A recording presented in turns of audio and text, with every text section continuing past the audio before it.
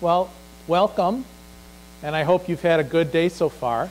I'll try to keep this interesting because I know this is, I think, one of the last sessions, if not the last session for you. So, and I don't know if you've had coffee. So, I'm Paul Matijevich from Alumni Relations and Development. I manage IT activities and web services for Alumni Relations and Development. This is Chris Callahan, whose official title is whatever. So communications specialist. So it's something long and complicated. So, and today we're going to talk about building relationships through technology.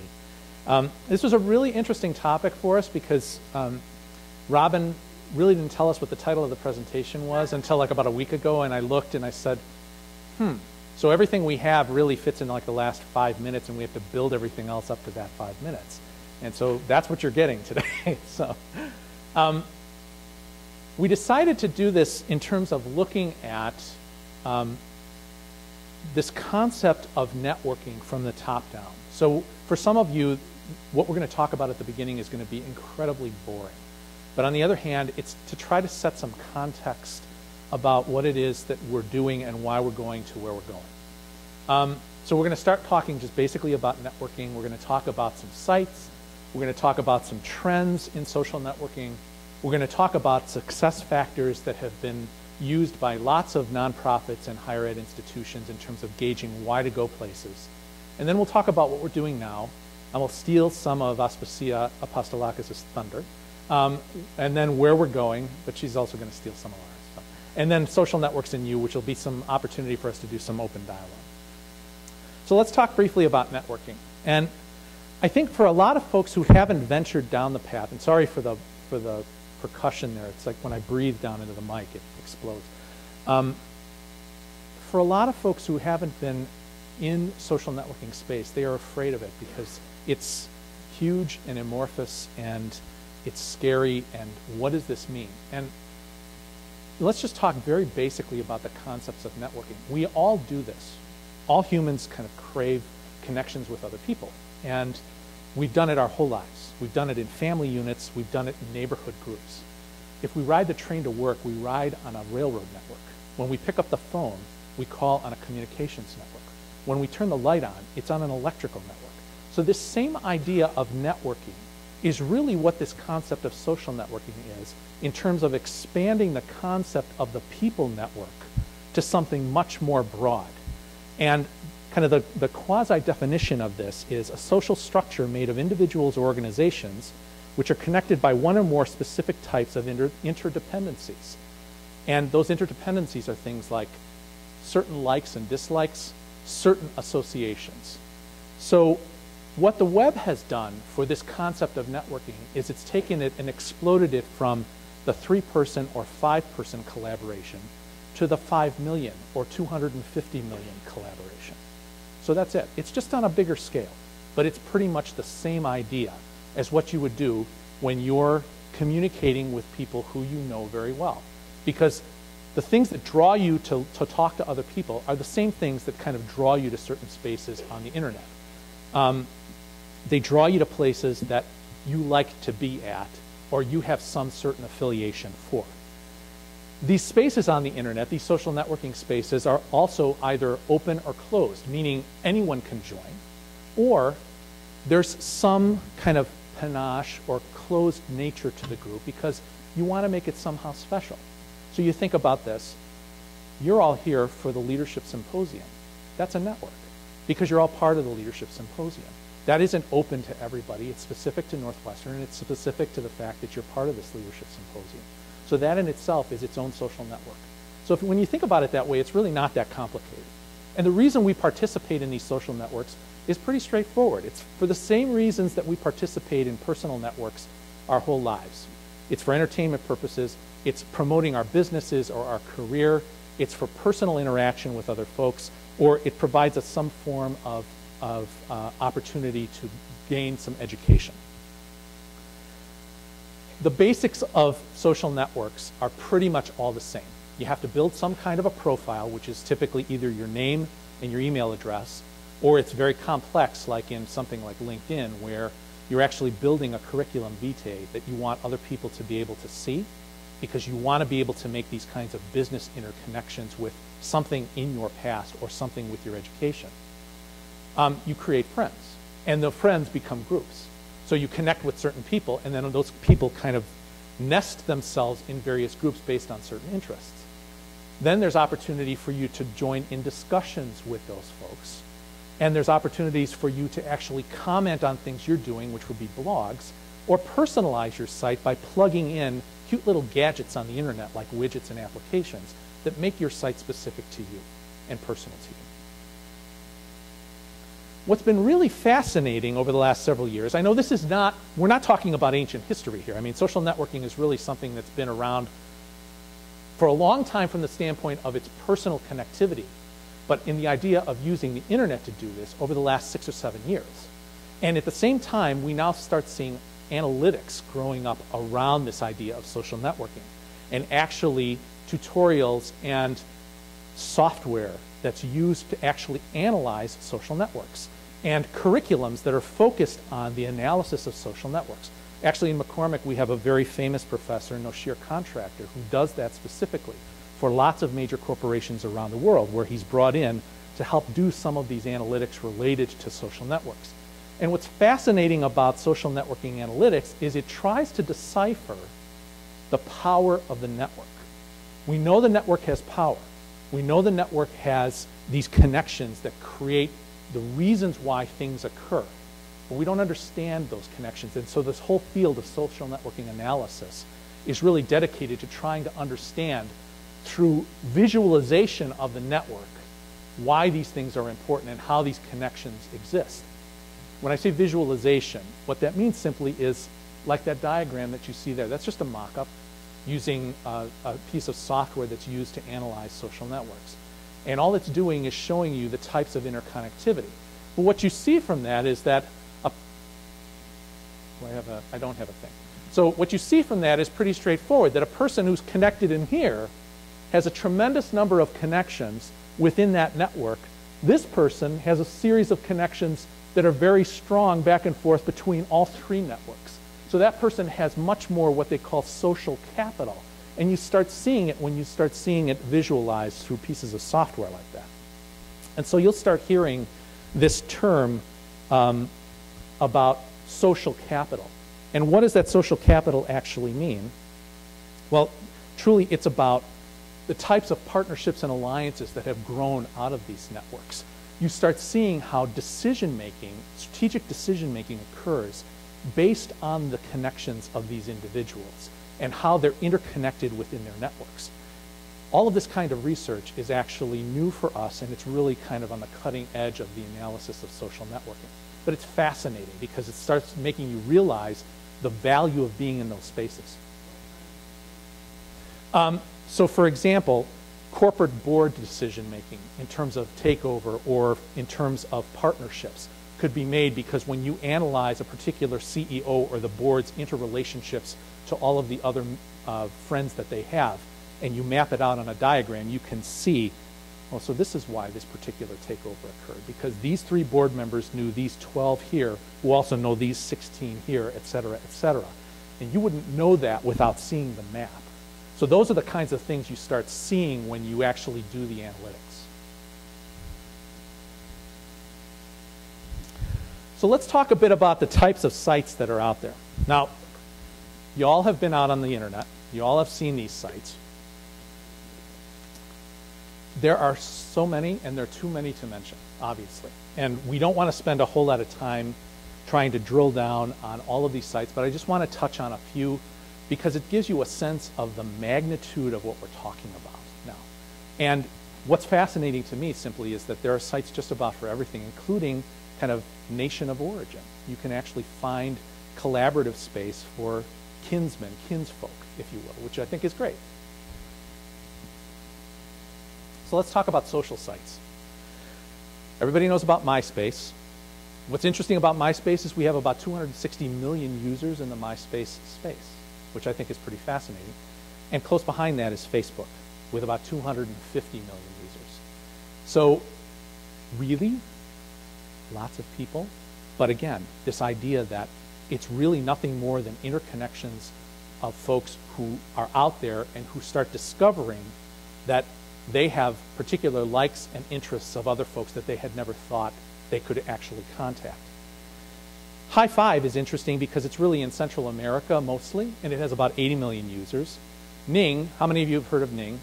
So Ning, you create your own social networking site, and there's about 500,000 Ning sites that have been created. Orkut, which is bundled with the Google software, and Google tries to push it very hard, has about 80 million users. And Plaxo, which is something we're looking at, was really started out as kind of an online directory for you to be able to put your name and address information. It has about 15 million users in it now. There's also business sites. We know about LinkedIn. We know there's about 40 million users in LinkedIn. We'll talk a bit about our LinkedIn presence a little bit later in here. And again, thanks to Aspasia and all of the efforts that she's done over the last year in terms of helping create more and more presence there. The Northwestern sponsored LinkedIn site has over 15,000 now, almost 15,000, about 14,000 users. So others that are part of the kind of business-oriented social networks, and by business what we mean is opportunities to create business connections, forums for sharing business ideas, creating business profiles, also opportunities for marketing one's own business, and that's really what these sites are used for. And then we have all of the other types of sites that are out there, and these again are just some of the many that are there. I listed these simply because the vast majority of these actually have close to 50 million users or more in them. So we're looking at Twitter. I mean, it's astonishing to think it's 45 million users already, and it started in late 2006. So huge growth. And we know about Twitter, basically just got a micro-blogging site. We talked about blogs as a place where you talk about yourself. So Twitter became a micro-blog space that everybody's jumped into now, and we are too. Sure.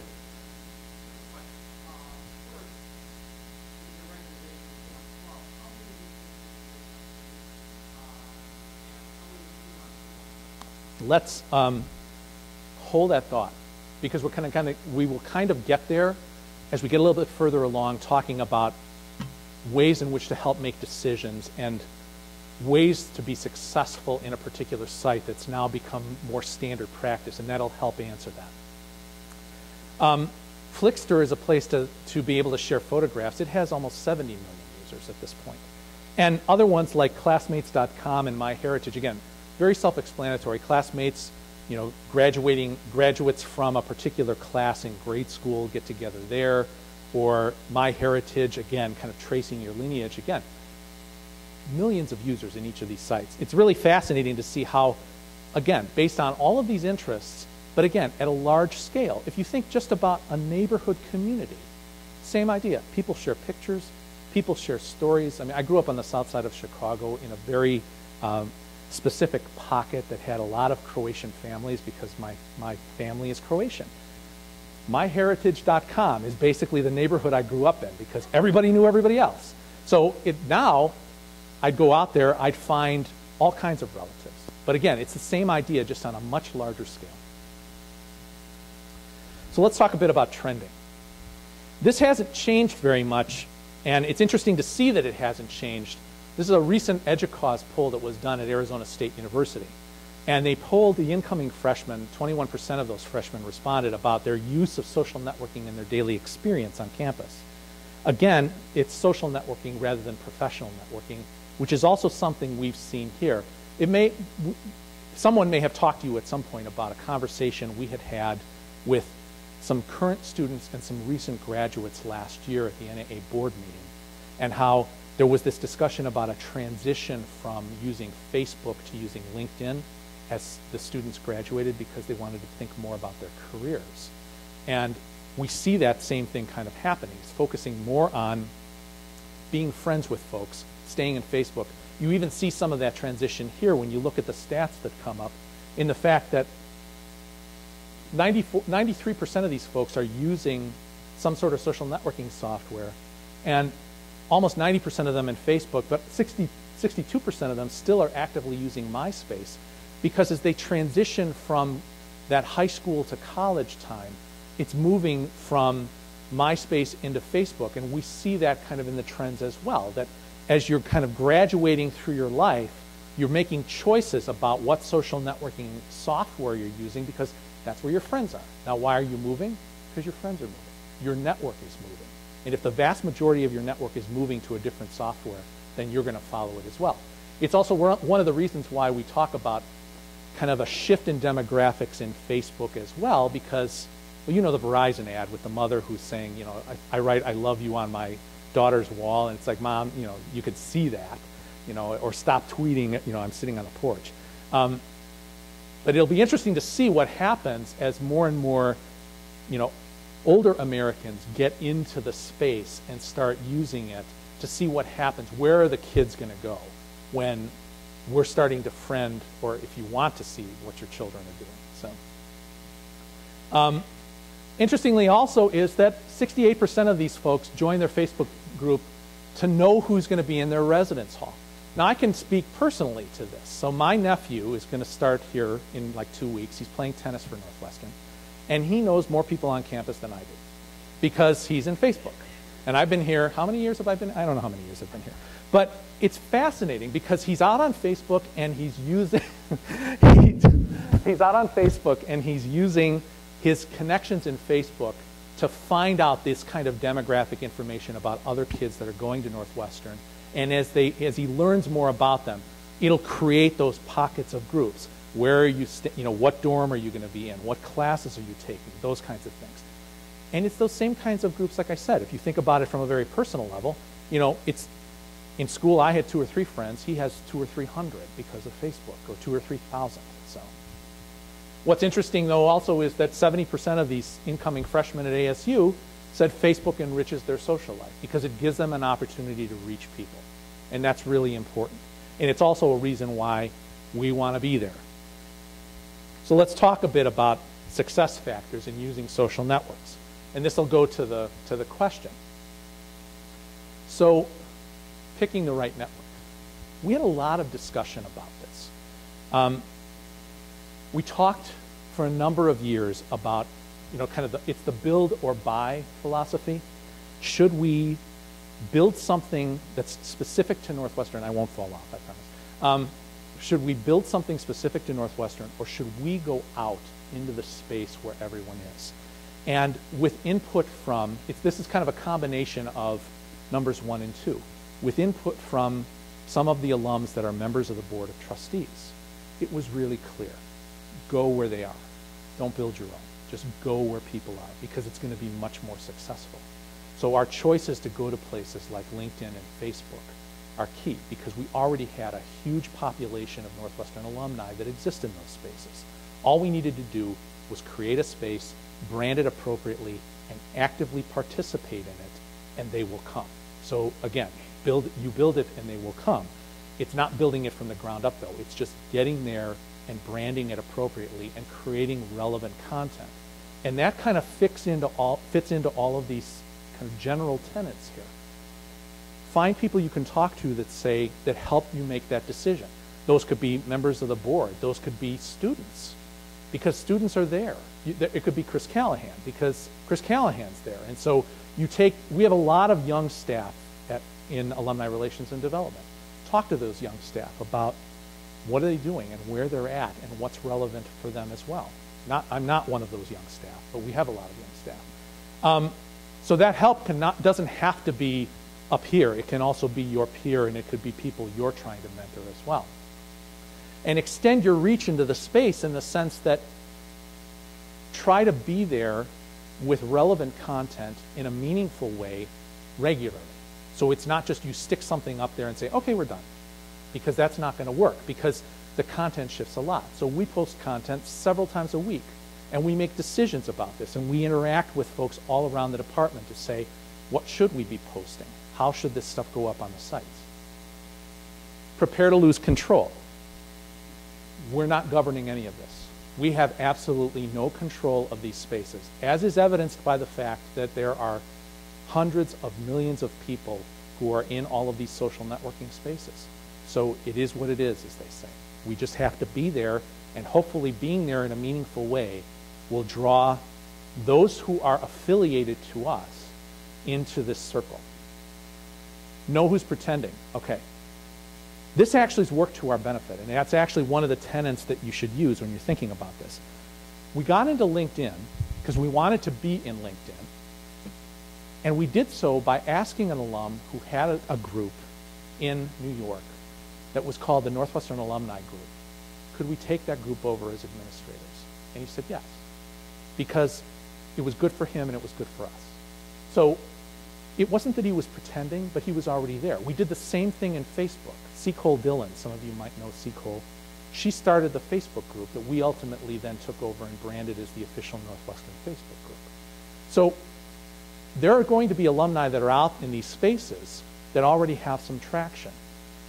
There will be club members who are in these spaces that already have traction. Make them your partner, more so than saying, you're out, we're shutting you off kind of thing. It's no, we're going to you, we're talking to you as a peer and a colleague and saying, we need your help. You've already got some traction in this space. We need to be here. How about help and partner with us and we can do this? And so far we're batting 1,000. Now, next year if we have to do this and we have 2 flops, then we're at 500, but you know, it is what it is. And then make a good impression. So again, it's talking about proliferating content that's meaningful and not just putting something up there and walking away from it. Again, to the best content, going where people are. We've kind of talked about this, communicating regularly, going out there a couple of times a week and posting content. 5 times a week is too much for us. Why do we know that? Because we don't really do that on any of the sites anyway. We don't post content that frequently. There are some places where 5 times a week is not enough. There are some places where, you know, every hour isn't enough because there's so much information coming out. So it's really specific to what you're trying to do. The hard part for us is devoting staff time. We've tried to divide. We have a meat slicer in the office, and we've tried to cut myself and Aspasia in half a couple of times. It hasn't worked very well. It's very difficult to find the time to do this, and that's really, I think, one of the largest barriers that we all find to getting into these spaces, because you realize once you're in there, if you're going to do it right, you have to focus on it. It has to become a marketing channel for you that you focus on every day, just like every other marketing channel that you're looking at. And that's a difficult decision to make, because what do you give up? So you have to think about either repurposing individuals, or if you can repurpose content, that's a good thing because it saves time, but it's never going to be without staff cost. That's one of the biggest costs related to this. Engaging your group. So in this case, we're engaging Northwestern alumni saying, hey, we're there. Come join us here. And then being there. Being there specifically because it's important for us to be there and to show that we're present in these spaces. So we're going to talk a bit about what we're doing now, and then once we get through that, we'll talk about kind of where we're going and how this can potentially be woven into the tapestry of the tools that you're using as club members and club leadership. We've been very fortunate this year. So Tom Hargis, who's sitting in the back there, is our Director of Marketing and Communications, and I have been very fortunate to be able to create what seems like a functioning committee in the Office of Alumni Relations and Development. And I can't say that in my time at Northwestern that I've sat on many functioning committees. So I say it's functioning because everybody always shows up to our meetings, which is really nice. And that's a really good sign that people are interested in what we're talking about. And we meet about every 3 weeks. But we created the social media strategies team to specifically address these kinds of issues. We realized we had a lot of folks who wanted to be out in social media spaces. And if we all go out on our own, we'll look like fools, because there'll be one site for young alumni, there'll be a site for annual giving, there'll be a site for careers, and it's just going to be repetitious, and people will be like, what is this? So we really have made a conscious decision about the umbrella. We are the Northwestern Alumni Association, and we're going to be out there with our content. And that content's going to rotate from all of these various areas, and that's okay, because it's about the Northwestern Alumni Association. It's not about NAA careers or NAA travel exclusive of the other one. It's all part of the same package. And so we have people from all of those areas sitting at the table. helping us make decisions and talking through the issues that we have. And those decisions are based upon some of these principles. So we want to set strategy and priority for where we're going and what we're doing. We want to be able to foster dialogue and communication within the department about how we're getting there and what we're doing. Most importantly, we want to make sure we understand what are the infrastructure needs. And so, unfortunately, infrastructure is one of the words in my title, so that's why I'm on this committee also. So that means human resource, that means technical resource, that means financial resource. There's lots of elements of infrastructure that go into this, and they're different for each one of these items. So we need to have it out on the table. What's the ultimate impact that we say we are going to have to incur if we go into these various spaces? And then it allows us to be able to, through Chris, who's here, through Reedy, who works for me, who's up in the back, we can explore new technology and be able to bring that to the table as well and say, hey, have we thought about doing this? And these are the kinds of things that we might be able to do in this space, and get feedback from everybody about that. And so in order for us to be able to make these decisions effectively, we came up with some tenets early on in our life cycle as a committee. And those tenets is where we're going. Does the social networking space we want to go in provide some sort of connection building opportunity? It could be us to alums, it could be alums to alums. But that has to exist as a principal element for us to be in the space. Does the space offer an opportunity for career enhancement? Because loud and clear, that's a key element about why we need to be out here. And then also, does it serve as a marketing channel for us so that we can let people know what's going on in alumni relations?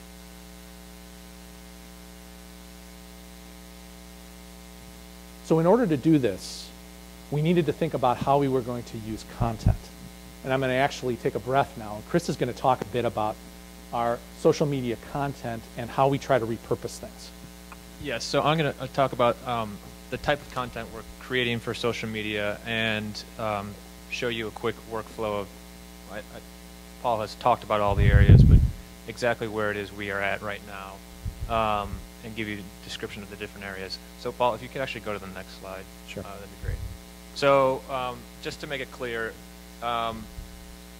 this content flow chart describes sort of how we do things. And if you look at the two triangles on the right, that's our emails and sort of general mailings and word of mouth, how people know about sort of us online.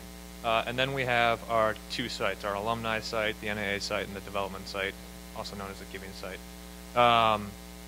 And this is where we like to put all the content.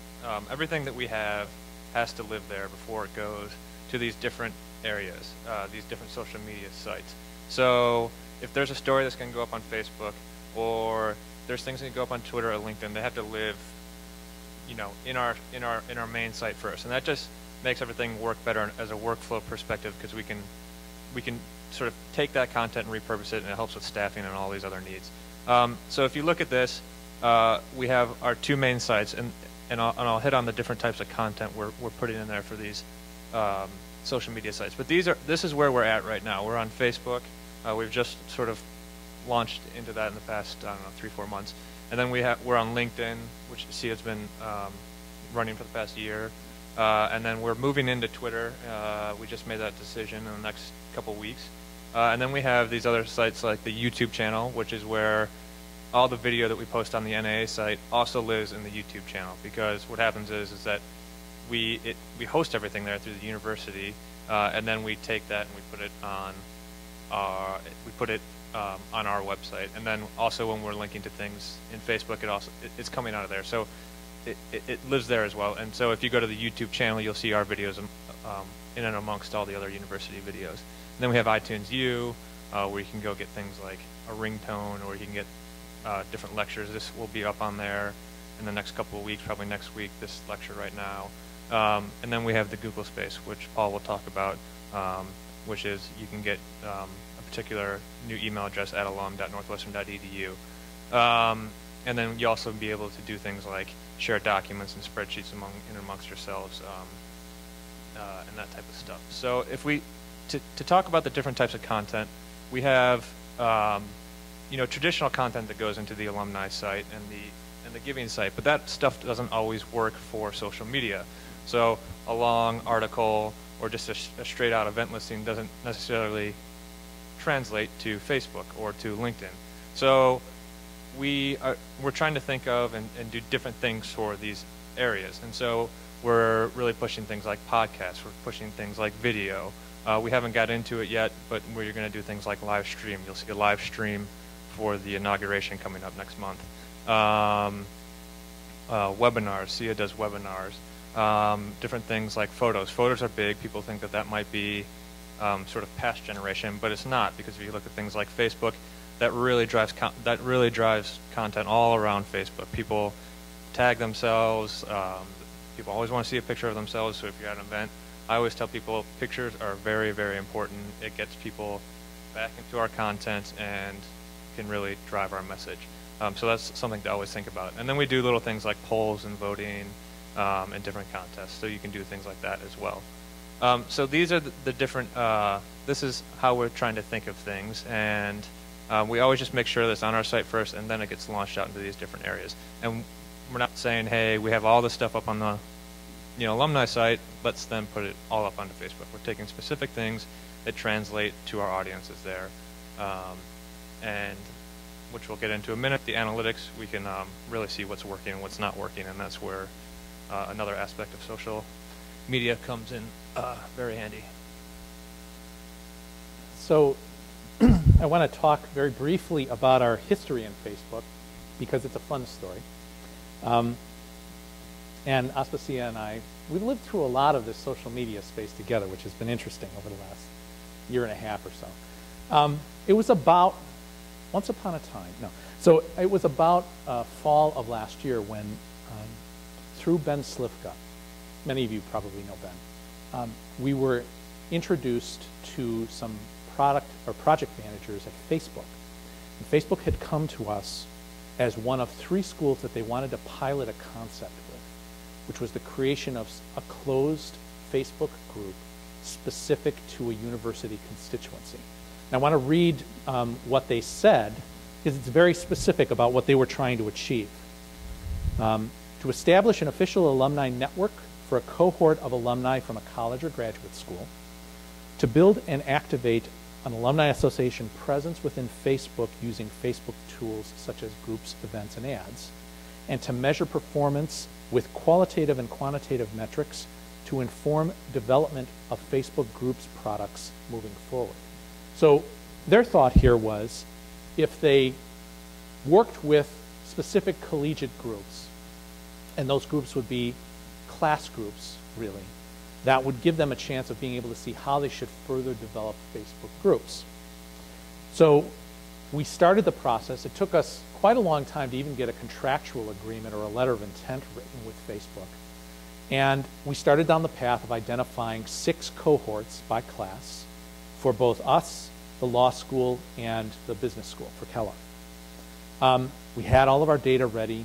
The other benefit of this is they were going to give us about $10,000 worth of free advertising, so that we could post Northwestern ads in the group to advertise specific things.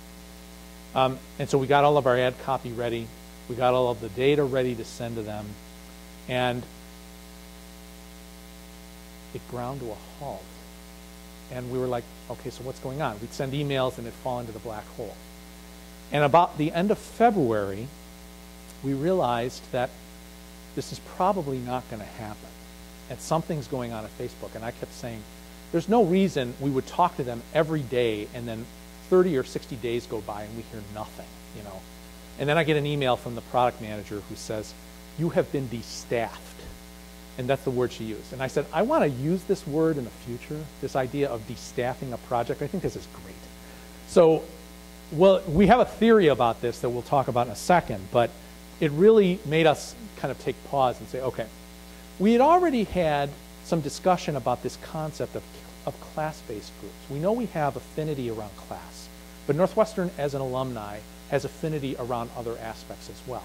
And we would talk to the Facebook folks about this a lot, but they're thinking Ivy, they're thinking Harvard or Princeton class-based group. And we're thinking affinity-based group, which is cross-class in that sense, as well as class-based group. But they're not hearing us clearly, you know, and we had a couple of dialogues like that, like, what do you mean by an affinity? So we said, okay, maybe this is okay. C. Cole Dillon, whom many of you know, had already started a Facebook group at this point, just on a lark. She just went out there and created a group. Had a couple of hundred, maybe 1,000 people already joined that group.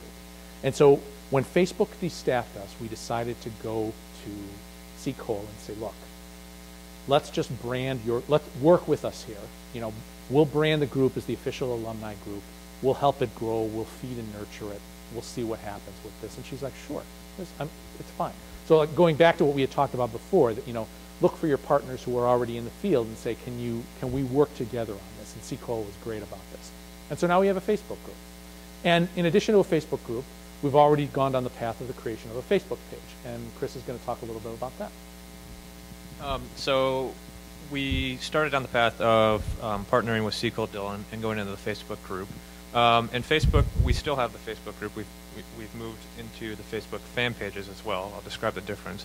And we're going to keep both spaces. But what you can do in a Facebook group, you can also do in a Facebook page. But in a Facebook page, you can do more. So you can do everything in a Facebook page you can do in a group and more. So that's why we decided, and that's why there's a big trend moving towards Facebook fan pages. And that's also why we think that our project was de-staffed, because I think Facebook saw the writing on the wall. They had created groups a long time ago, and there was this need for organizations and larger numbers of people to communicate with one another in sort of a closed group. And so fan pages have started to take off.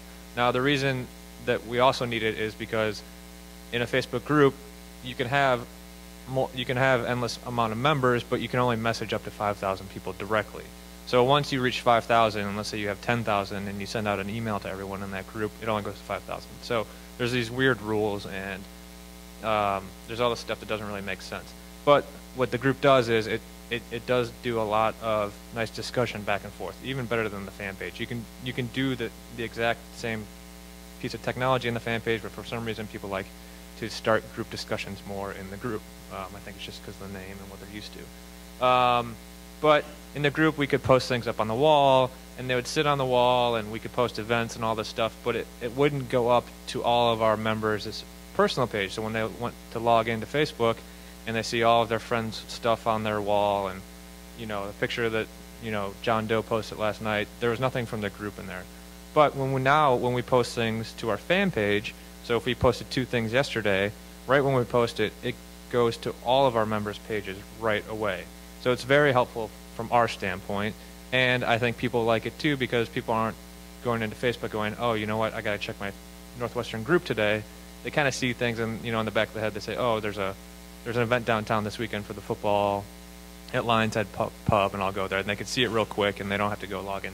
So this is sort of why we're moving to fan pages, but we're still supporting the group. And this has sort of been the general trend. So looking at groups, if you have a small number of people, maybe a small club, it could be beneficial.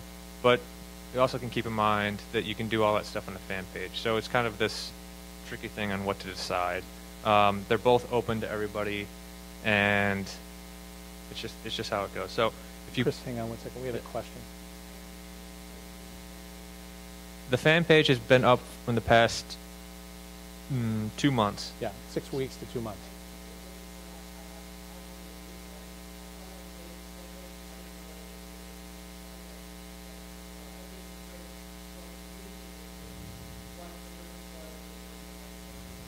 Yeah, well, yeah, it's still a little confusing to everyone, you know, the whole situation, because Facebook, as you can tell, Facebook has confusion about the whole situation to begin with. So, but the group is there, or I mean, the fan page is there, and if you go to Northwestern, facebook.com/Northwestern alumni, you can follow it, and it'll show up on your page and all that stuff. So here we have the fan page, and as you can see, the fan page looks more like a standard Facebook profile. and people can post things like, and you can turn it on so people can post things on the wall, or you can turn it off where it's just the stuff shows up that you put up there. But we leave it open to everyone. So as you can tell, people say, "Hi, I'm a 1988 grad," and you know, whatever it may be. Or Joanna up top says, "I can't wait for my 25th reunion in October," and then we post things up on there. And the stuff that we post up goes out to everyone. The stuff that Joanna posts up will just stay on here. It's not going to everyone's wall. But then we can do other things, like we can add tabs up top, so we have discussions, photos, events. We can add custom HTML, so if we wanted to, we could put a registrations tab up there and take registrations directly in there. It's sort of endless what you can do in a page. We also can put our own advertising, constant advertising down the side. It's not true Facebook advertising, but we can kind of create graphics. You can't see it because it gets cut off here. And then the big thing about the fan page is the analytics. So in the groups, you don't have analytics. In the fan page, you do have analytics. And this is where social media really is a big deal as far as analytics online. You know, most of the time online, people, traditionally, the analytics you got was, oh, this person came at, you know, January 4th, and they had this many page views, and they spent this amount of time, and then they went to the site afterwards. And that's all you could kind of get. Well, now, and then sometimes if you had, you know, you create screen names and all this stuff, people would have a screen name like Willie the Wildcat 4 in Portland, and that's all you knew about the person. But now with social media, people use their real names, their real addresses, email addresses, their real, you know, the real everything. There's no sort of hiding. So we have these things like we can see if the person's a male, what age group they fit in, 13 to 17, 18 to 24, 25 to 34, 35 to 44. We can see real specifics on these things. You know, when they subscribe, when they unsubscribe. There's all these other checkdowns that, since this page isn't interactive, we can't see right now, but you can see what exactly it was they interacted with, what types of media they were playing on our site. You know, and then you can see, you know, based on what you put up that day, how people reacted to it, and all these different things in these analytics that make it very powerful for an organization to decipher this information. We're not we're not live, but things just work. It's not working. You see here, so like these drop downs here actually give you the ability to change what you're actually seeing, which is, you know, as we're talking about access to a whole series of different types of analytics, because it's already pre-populated relationships of certain types of data that allows you to be able to see and then change the graph. So.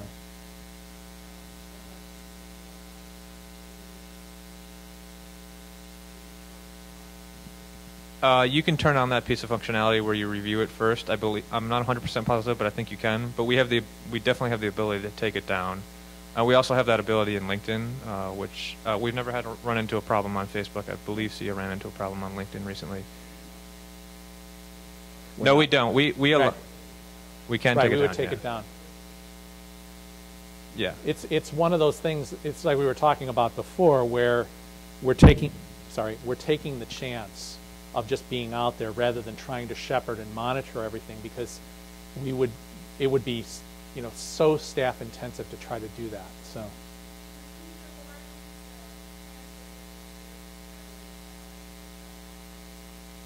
So we can choose to do that by having the group closed. We've not done that with the group, because the way the group was originally set up, it allowed basically everyone to join. And so we just assumed that people who were interested in Northwestern would come to that group. But you can define that. We do it in LinkedIn, where actually we validate the person's identity before we let them in the LinkedIn group, which is, you know, that's a staffing issue we've decided. The fan page, no. We just, yeah. No. And as far as what you were talking about with, you know, policing information, it's kind of like the Wikipedia model. It's open for anyone to edit, but if something does bubble up, it usually gets, you know, with the amount of people that are in these places, it gets kind of covered up real quickly, and you generally don't notice all that stuff. So and the functionality is so easy to monitor and interact. You don't have to go in and take a whole HTML page and get into the code. You can just hit a little simple button, and it makes it real easy. So we hope for social media responsibility in the groups that we're in, and if someone puts something up that's really negative, I mean, we'll just remove it. So Obviously we talked a lot about LinkedIn so far, and I know that Aspasia will talk to you more about it. I guess it's tomorrow, right? Yeah. So we'll just kind of gloss over this very quickly, but just to say that, you know, we started our LinkedIn group kind of the same way we started the Facebook group, in the sense that we went to an alum in New York, asked if we could take the group. We did. We've grown the group. Aspasia has done fabulous things to make this group grow. I mean, most recently, some of the career networking and career advice webinars that she's been offering, we've seen great spikes in membership in the group. Really, the group was created to achieve 5 key points, which is positioning us as a service provider for careers that way, helping to facilitate the Northwestern brand, increasing alumni participation that way, helping to build alumni connections, and then also allowing us to stay in contact with alumni using this as a vehicle. And it also met one of the key strategic objectives of the department as a whole, which was to increase both the quality and outcomes of engagement through on-campus regional or viral programming. And so this kind of viral programming through LinkedIn is really kind of a key component of this, and we've seen it grow, as we mentioned, to close to 14,000 members. So again, this is just a screenshot. But so this is the LinkedIn, this is our Northwestern University alumni group. And just a quick side note, there's going to be a listing at the end of if anyone was wanted to get specific screencast on how to create accounts in Facebook or LinkedIn, or do specific forms of functionality. We're going to have a listing of those, and you can review those on your own time later. But this is the LinkedIn page, and as you see, as we mentioned, it's a closed group. So what you have to do is you have to request to join, and then it takes about a week to be approved. And what we do is we take the information that you give us and we check it in our database to make sure you're a Northwestern alumni. And it just, especially when we're dealing with people's careers, we try to keep it more closed, whereas Facebook's a little bit different. When you come in here, we have sort of the overview, recent activity, and as you can see, we have discussions, and anyone's free to post a discussion. But what happens is that SIA marks featured discussion. So, and these things will stay up at the top. And obviously, these are all revolved around careers, and there'd be just a whole slew of different topics. But what we found in LinkedIn is that people really get involved in the discussions more than you see on Facebook, or maybe be one word answer or a thumbs up, the Facebook old thumbs up. I mean, people really spend time, craft their messages, and really interact back and forth with one another. And so it's a very powerful discussion boards that are created. So that's sort of, I would say, the main aspect of our LinkedIn group. And then obviously you're able to see the other people who are involved and try to connect with them and really network. And then we go in. There's a discussions tab, which is kind of the same thing as what's shown here in the overview. And then we have the news tab, which will post different news items, so different career articles or whatever it may be. We don't have a screenshot of this, but that is a place for that. And then we have the jobs board. See, is the jobs board new, relatively new? Okay. So, and this is an area where alumni can post jobs, and they they could say, hey, are you in the San Francisco area? I'm looking for a tech person, or whatever it may be. And you're reaching out to your fellow alumni and helping one another out. So that's a great area of resource within the LinkedIn group. And then you can see the different members. So you can see all the people, all the 14,000 people, and try to connect with them. And this is really what goes on in the LinkedIn group, and the fact that it's closed, people have security, and they can really interact with one another, and there's a lot of interaction. And we found that, I would say last fall, things really started to take off when people started getting a little worried about the economy, and people started getting things in order. So there's a lot going on LinkedIn, and it's really good stuff. So that is a quick overview of what's going on in our LinkedIn group. And as far as analytics, really quickly, we don't have the robust analytics that a Facebook fan page has. What we do have is, as I said, we have people's real name, and we also have access to their real resume. So, I mean, there's more information that you could ever want to know about somebody. And then we can cross-reference that with our database and all that. So we can really see who's involved, when they came in, what they did, and then you can kind of go on from there. So So a very recent addition to the portfolio of things that are available for alumni is a new Google domain for alumni use. Now, many of you have probably heard in the last several years that the university moved its hosting of email for students from a central hosting model to an external hosting model. So when an incoming freshman now comes to Northwestern, instead of getting Paul Matijevich at northwestern.edu, they get Paul Matijevich at u.northwestern.edu. Or if they're a law student, they get Paul Matijevich at nlaw.northwestern.edu. And that is because we have we've outsourced the hosting of our email to Google. What that has done is provided the student body a huge opportunity to be able to interact with each other, plus a huge amount of space. We've gone from a very small amount of storage space on the central servers locally to basically what Google provides, which is 2 gigs of space per person to be able to store email. When that started a couple of years ago, we had been under discussions with the central IT folks who negotiated the contract with Google about trying to provide the service as well to alumni. And the reason being is that when a student has this email address, they can carry it with them for life. So if I came in 2007, I would actually carry my at u.northwestern.edu email address for as long as I'd want to keep it. It's mine. It's a Google address. That's all. It has Northwestern's name in it. And so all of the alumni who graduated prior to, I think it's 07, didn't have these addresses available to them. And we thought, well, it would be nice if we had a space to offer to the alumni so if they choose to have an address like this, they can actually create this address. And so this is now available to you. The project this summer, which we actually finished at the end of June, really solves 2 issues for us. Since all of these folks who are graduating are carrying their addresses with them, while they're students, they actually use their current method of being able to change their password and such. But once they graduate, they lose that opportunity of using the central services.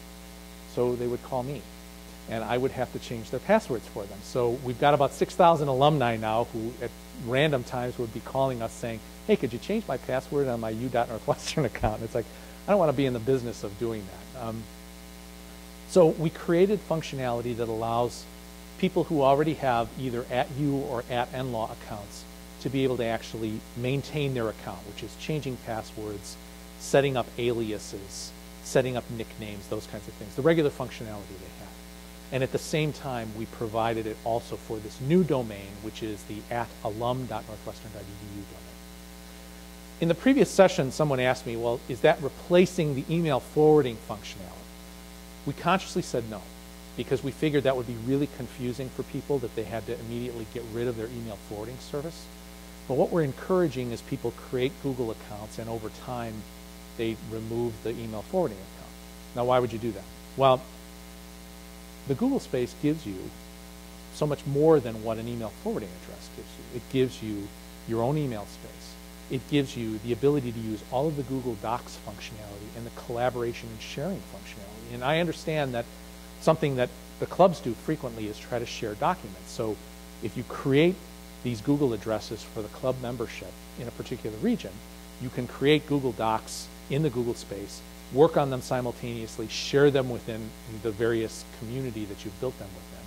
You can also even create your own specific club site in the Google space, because it gives you the ability to create your own Google website, which would be specific to the club. So there's a lot of Google functionality that's available. Yes? It'll still continue to work until you decide that you want to get rid of it. So that's the way we've decided this. And if we start seeing, we've got about 11,000 alumni who have alumni.northwestern addresses. If we start seeing people drop those, then we'll start asking people, okay, so do we really want to continue this service for the older alums, or do we want to try to migrate everybody over to the at alum space? But we're not going to force anybody to do that, because we felt that would be irresponsible to try to do. So, but we figure over time, once people start seeing the functionality that's available, and especially the collaborative functionality that's available, this is going to be a tremendous benefit to the alumni as a whole. Now, I mentioned this to the previous group, and I'll mention it to you. tomorrow morning, where the breakfast is, we're going to have computers available, and I'm actually going to be there in the morning to help people if they'd like to try to set up an account, because we have a couple of tricks that we have to do in the creation of the account. It uses your first name, last name, your birth month, birth year, and your graduation year. And then it also uses the last 4 digits of your Social Security number before you create a challenge question. Now, that's one of the reasons why we may have some issues, because we started electronically storing Social Security numbers in 1979. So graduates prior to 79, we don't have their Social Security number on file. So we were able to get the last 4 digits of everyone's social, if it's right, in our student system from 1979 till current time. But even that, we assume, if you're a foreign student, you don't have a social. The numbers might have been transposed. You know, it's been in 3 different systems. Data conversion sometimes transpose things. We know. So we're spreading the word like this, and through emails to groups of people. You're the first to really kind of get the pitch about doing this. And we're hoping that people will sign up. And we'll send you the information on how to do this so that you'll be able to do it afterwards. And if you want to encourage your other club members to do it as well, it'd be great. And once you create this, it allows you to create your screen name. You can create your password, and you say activate your account. And that alum admin at u.northwestern.edu, so it's going to go to me and my staff. And that's okay. And if you have questions, that's fine. If your SOCH isn't on file, a nice little form will pop up that'll ask you all the questions and ask you to fill it out and email it to us. We'll create the account and send it back to you. Yes?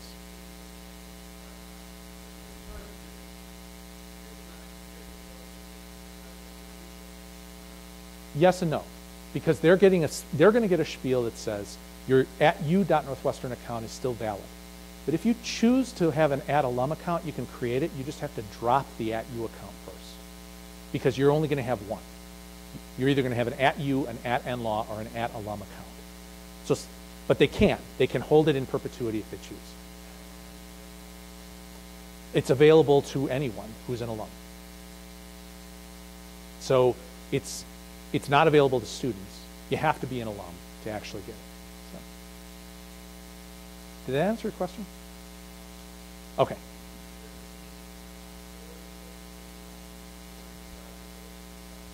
There is, but they have to drop the @u. So you could forward in the Google space, but we're kind of making a rule artificially that says that we want a person to have one Northwestern provisioned Google account. So you can't keep an @u account and also create an @alum account.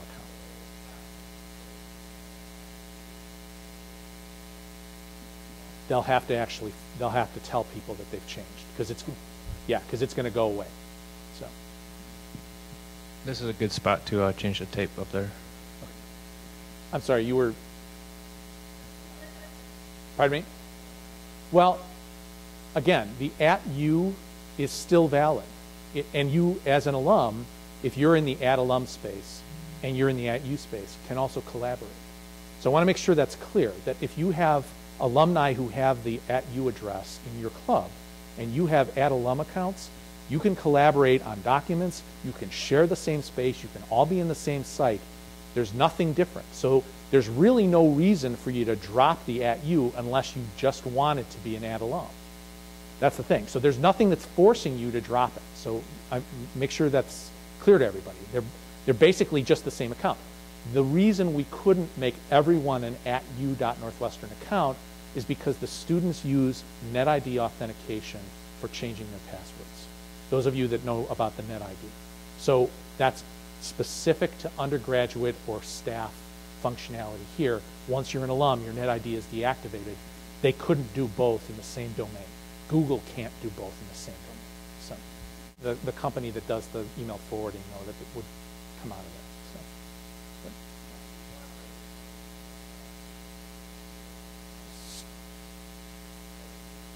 So you're inviting them in the space. So basically you're joining them in the space like you would any other Gmail user, which you could also join to other Gmail users too in the @alum space if you choose to do that. So it's not a closed domain that way that will prevent you.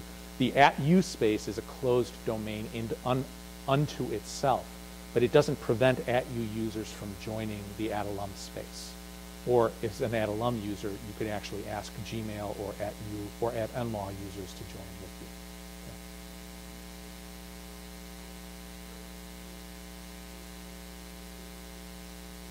Right. Right, and that's, yeah.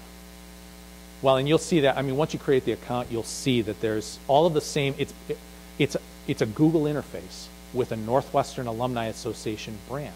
So it'll look like you're logging into a Gmail account that's branded with a Northwestern Alumni Association logo. And it'll say NAA Collaboration Service. And you log in with your @alum address, and it takes you to a space that looks just like your regular Gmail space. So think functionality that you have with Gmail, and it's just branded that way. So. You could forward an existing Google account to that, because there's a place in the settings that you could actually do your email forwarding. Change the two over. To my knowledge, Google doesn't allow that. So. Now again, I mean, if we had the ability, because we didn't use NetIDs to actually authenticate students, to have everyone in the @U space, we would have done that. But it was very clear in the first 5 minutes of our conversation with the Google folks, ain't gonna happen. So we went to the next step, which is you can carry them forward, you can collaborate with everybody. If you want the address, sign up for it, and you have all of the space for collaboration and all of the functionality that's there. Yeah. Yep.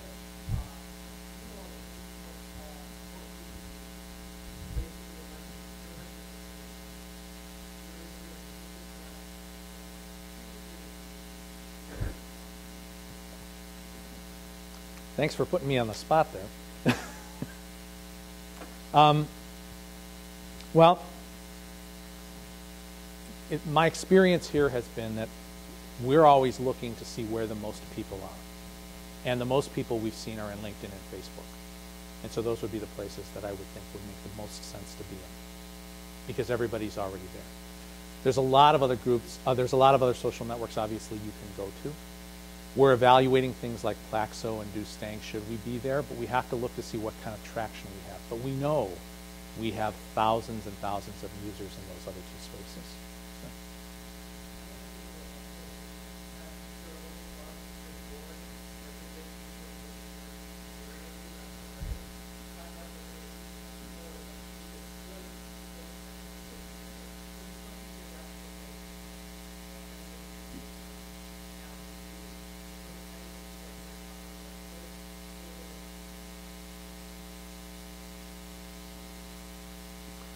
So we just talked about this, we just talked about this a few minutes ago, going to Twitter, because we feel it's a good place for us to start. Again, with all of the usage in Twitter, the repurposing of content, using it as a marketing channel. Again, microblog space, we're limited to 146 characters. It's interesting, it's interesting to see that tweeting and following particular people is what most people are doing when they're tweeting that way or interacting with their friends. So we have to really think about, no one cares what I say, so I'm not going to tweet. You know what I mean? If Aspasia tweets, will people follow her? So those are the kinds of decisions we have to make about how we're going to use the space, and we'll do that as we meet and discuss what we're actually going to be doing. And plus a whole series of others that we're going to take a look at over the next year and kind of use the same criteria that we've based that on each time. And one thing we don't have up there, which we should all just keep an eye on, is Google Wave, which is coming out really quickly. Just to confuse everybody. So we've had some good questions, just kind of opening the floor up again about, we're talking about, this was a great suggestion about talk to the board in the particular area. What are the board members using? That's a good way to determine whether or not it makes sense in a specific area. You had a question?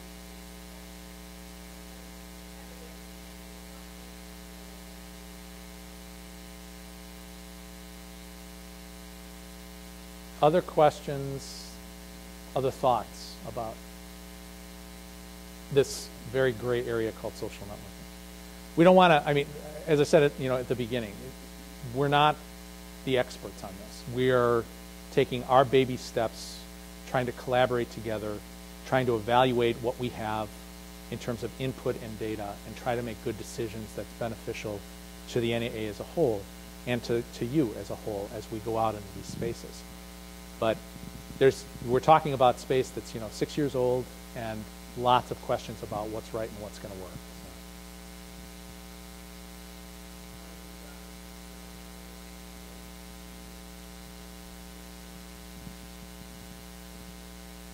Do you have well, it's a little difficult to tell because, let's say on Facebook we post something, it just goes up on someone's wall and we don't know if they browsed it or actually didn't look at it at all.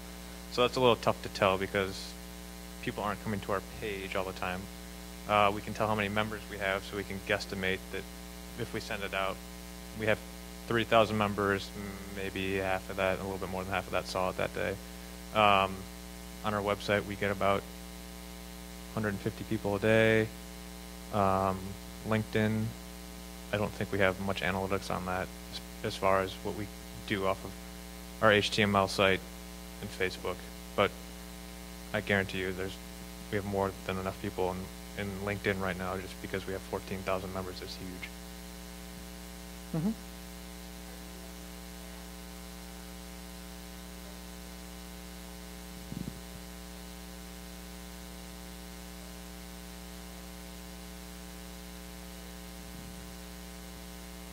That's a great question. And it's a question we're asked now a lot about trying to see whether or not that trend exists. And to my knowledge, we haven't been able to connect those dots yet, but it's something we're looking at and trying to work on. Tom? Yeah. Right. We look at a whole series of connections regarding, say, fulfillment of giving that way. So it's part of the picture that is starting to creep into when we're looking at success ratios of giving and what are the motivating factors for people to give. We're actually looking at trying to do more of that with our giving site as well. So.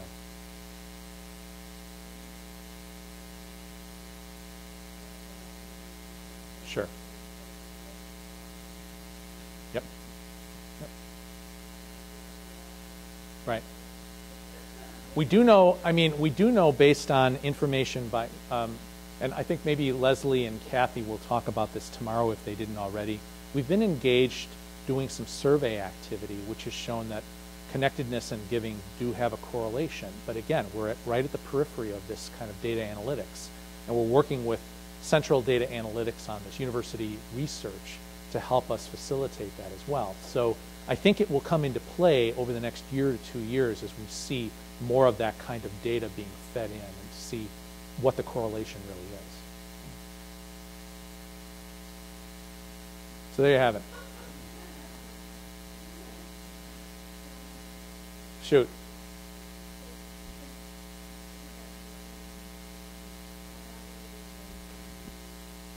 Right. So you'll have, I'm told we're going to be able to provide you all of these links in this presentation so that you can actually go to it and you'll see that. And if we need to do some other kind of communication that links or that lists all of this, the screencasts, because the top link is all of the screencasts for how to set up both Facebook and LinkedIn accounts if you're not familiar with that, or you could share that with other members of the club. And then those three at the bottom are actually how to do the process as well. So that would also give you some opportunity to be able to share that. So.